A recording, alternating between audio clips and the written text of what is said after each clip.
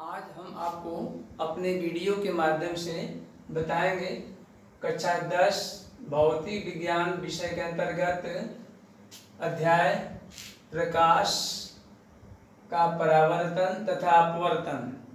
और इसके पहले आपको एक चीज़ याद दिलाना चाहते हैं कि यदि आप मेरे चैनल को सब्सक्राइब कर लेते हैं तो मेरा हर नोटिफिकेशन आप तक आसानी से पहुंचता रहेगा।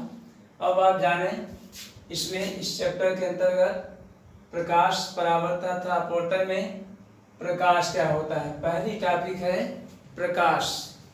प्रकाश वह भौतिक साधन है या वह भौतिक कारण है जिससे हम वस्तुओं को आसानी से देख सकते हैं। ये प्रकाश की डिफिनेशन है। इसके बाद आता है दूसरा टॉपिक प्रकाश किरण।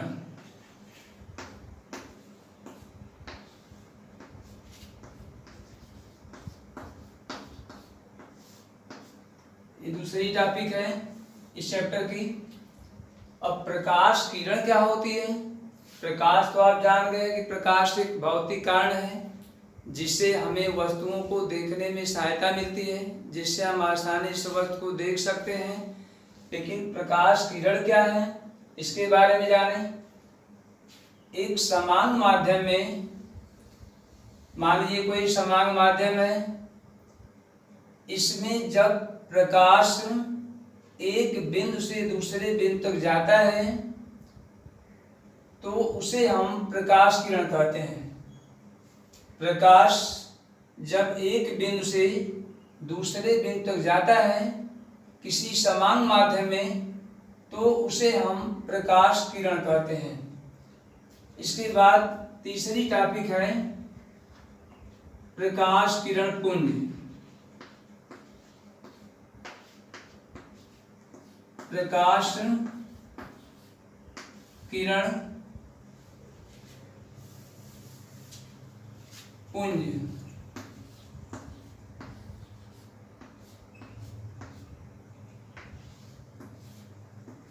प्रकाश किरण पुंज क्या होता है। पुंज का समूह से है। अब इसमें समझें, जब प्रकाश किरणें या प्रकाश किरणों का जब समूह एक दिशा में गमन करता है तो उसे हम प्रकाश किरण पुंज कहते हैं। प्रकाश किरण पुंज, एक बार इसकी डिफिनेशन फिर से समझ लें। एक ही दिशा में चलने वाले प्रकाश के किरणों के समूह को प्रकाश किरण पुंज कहते हैं। अब यह 3 प्रकार का होता है। पहला नंबर, अब समझें, प्रकाश किरण पुंज की डिफिनेशन तो हो गई है। प्रकाश किरण पुंज 3 प्रकार का होता है, जिसमें पहला नंबर है अभिसारी,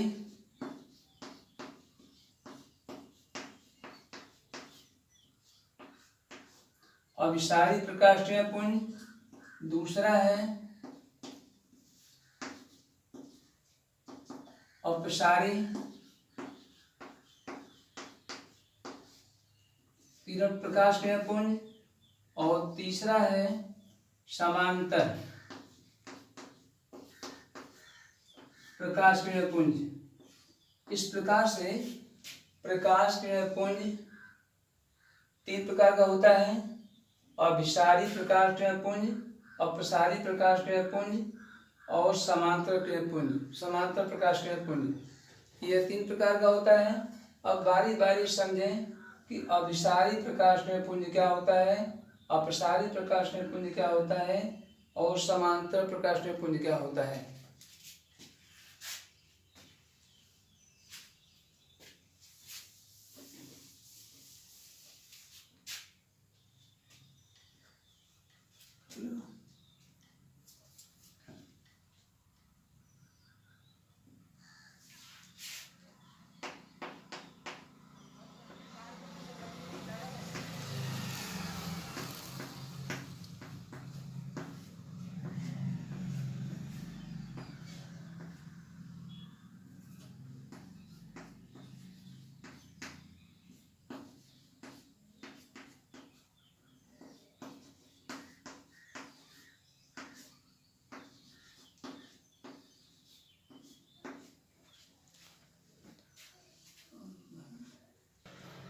अब समझें प्रकाश किरण पुंज में पहला नंबर है अभिसारी प्रकाश किरण पुंज।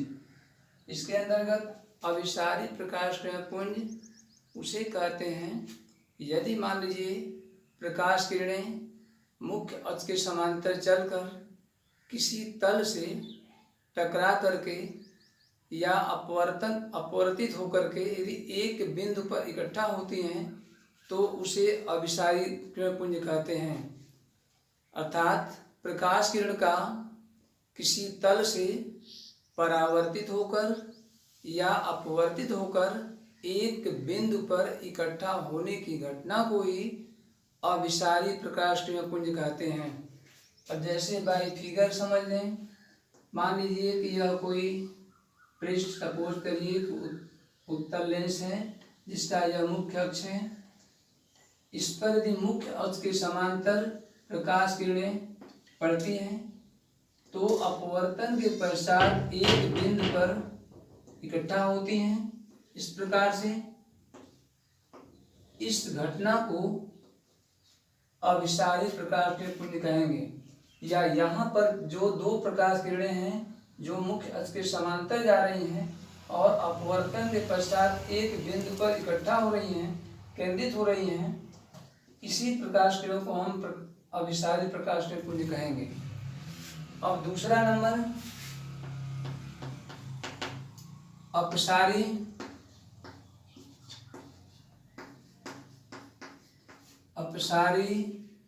प्रकाश किरण पुंज।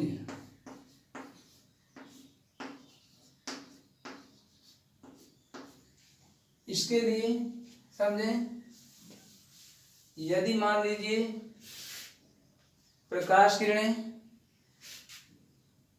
किसी तल से टकराकर या उससे अपवर्तित होकर के और फैल जाती हैं या और प्रसारित हो जाती हैं तो इस प्रकाश किरणों को हम अपसारी प्रकाश किरण पुंज कहते हैं। अर्थात प्रकाश किरणों का किसी तल से परावर्तित होकर या अपवर्तित होकर और फैलना या और फैलने की घटना को अपसारी क्रिया कहते हैं। और इसमें जो भी प्रकाश किरणें अपसरित होती हैं उसे अपसारी प्रकाश किरण पुंज कहते हैं। जैसे बाई फिगर समझें, सपोज करिए कि ये आपका अवतल लेंस है जिसका ये मुख्य अक्ष है। मुख्य अक्ष के समांतर आने वाली किरणें, जैसे सपोज करिए कि दो प्रकाश किरणें हैं, इस प्रकार से आपतित हुई और अपवर्तन के पश्चात ये और इस तरह से फैल जाती हैं। दूसरी प्रकाश किरण पुंज ये है, अपवर्तन पश्चात इस तरह से और फैल जाती है। इस घटना को हम अपसरण कहते हैं और इसमें जो भी प्रकाश किरणें अपसरित होती हैं उसे अपसारी प्रकाश किरण पुंज कहते हैं। तीसरा नंबर है समांतर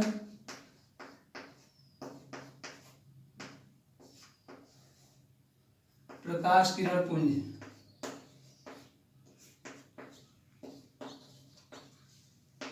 प्रकाश किरण पुंज।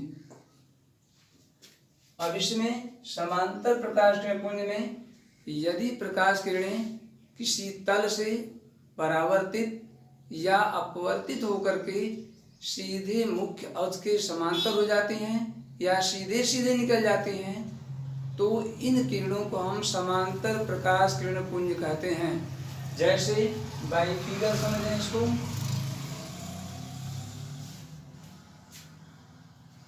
मान लीजिए यह कोई प्लेन कांच है, इसका मुख्य अक्ष हो गया। यदि इसके समांतर कोई प्रकाश किरण पड़ती है इस पर तो ये सीधे निकल जाती है, मुख्य अक्ष के समांतर निकल जाती है। ठीक इधर दूसरे प्रकाश किरण पुंज को दूसरी प्रकाश किरण ये मान लीजिए है, यह भी अपवर्तन के पश्चात सीधे निकल जाती है। दूसरी तरफ अब यहाँ पर ये दोनों प्रकाश किरणें समांतर प्रकाश टेप को निकालेंगी, अर्थात यदि प्रकाश किरणें किसी तल से परावर्तित या अपवर्तित होकर के मुख्य अक्ष के समांतर हो जाती हैं या सीधे सीधे उसी रे में निकल जाती हैं, तो इस घटना को हम समांतर या इसमें जो भी प्रकाश किरणें पास आउट होती है निकलती हैं उसे समांतर किरण कहते हैं या समांतर प्रकाश किरण कहते हैं। अब इस चैप्टर की अगली टॉपिक है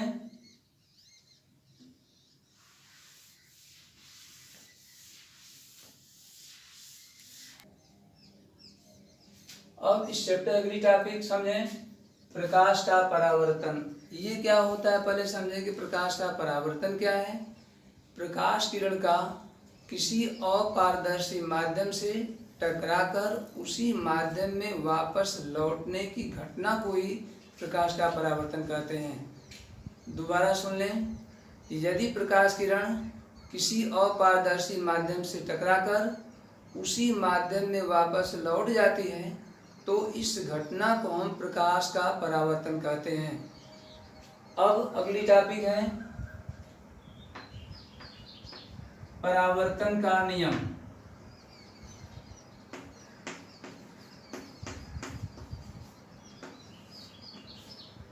परावर्तन का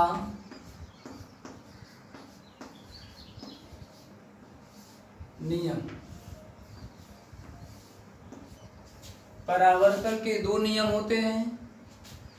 पहला नंबर है आपतित किरण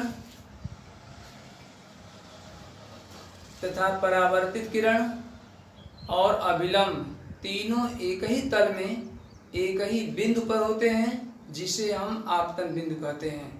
दोबारा सुन लें, आपतित किरण, परावर्तित किरण तथा अभिलंब तीनों एक ही तल में एक ही बिंदु पर होते हैं जिसे हम आपतन बिंदु कहते हैं। दूसरा नियम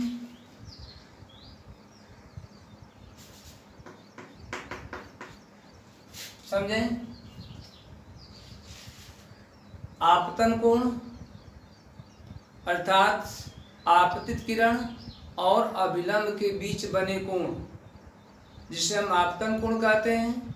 आपतन कोण तथा परावर्तन कोण आपस में बराबर होते हैं। अब इसको बाई फिगर समझ लें।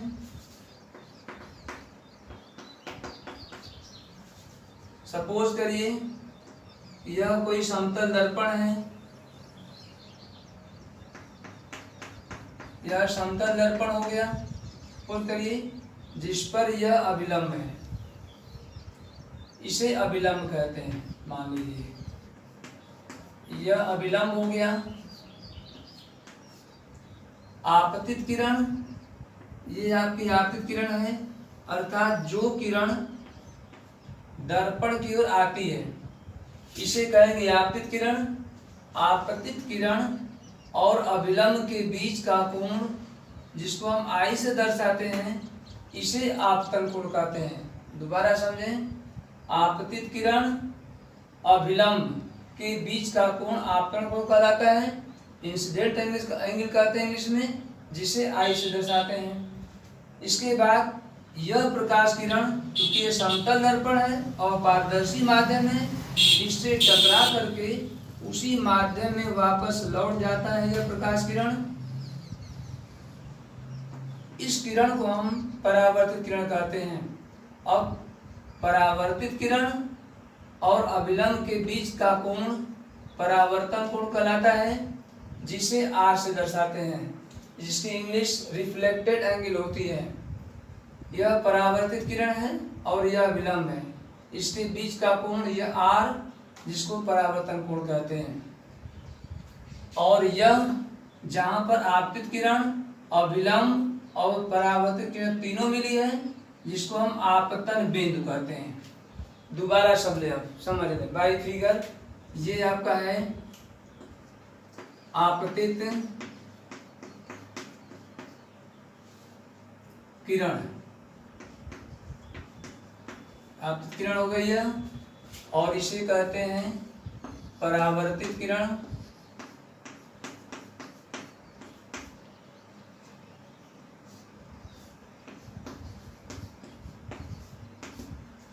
और यहाँ ये R परावर्तन कोण है,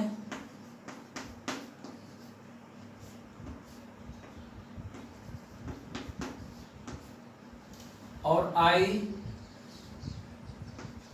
यह आपतन कोण है,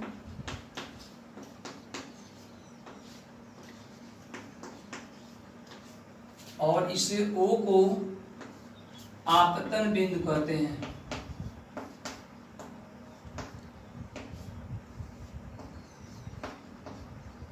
आपतन बिंदु है। और यह कोई समतल दर्पण या मान लीजिए कोई अपारदर्शी माध्यम में, दोबारा रूल को समझ लें जो कि अत्यंत महत्वपूर्ण है।